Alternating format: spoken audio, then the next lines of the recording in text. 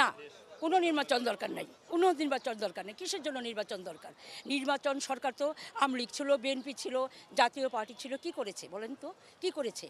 মানুষ কিভাবে হাহাকার, এখন তো মানুষ খাইতে পাচ্ছে, সব কিছুই সুন্দরভাবে চলছে, কোনো হাহাকার নাই। চালেরও বাবা একটু বাড়ছে, 10 টাকা 5 টাকা বাড়ছে, এটা কোনো ব্যাপার না, এটা আবার স্থিতিশীল চলে আসবে।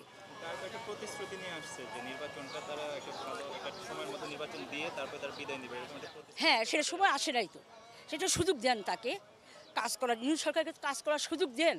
আপনারা সুযোগ দেন নাই, আপনারা হটাও, আপনারা খালি পা ধরে নিচে টানবেন, এটা তো আমাদের স্বভাব। আমাদের বাঙালির স্বভাবটা কী বাবা, আমরা তো ভালো খাইতে পড়তে দেখতে পারি না। আমরা ওনাকে একটু চালাইতে দেন, উনি ভালোভাবে চলুক, দেশটাকে চালাক, দেখেন না কি করে, তারপরে আপনাদের পদক্ষেপ আপনারা নেবেন, সমস্যা কী? কিন্তু ওই হইহুল্লা করে তাকে নামাও, হটাও, অমুক করে এইগুলো তো বাবা দেশ চলবে না।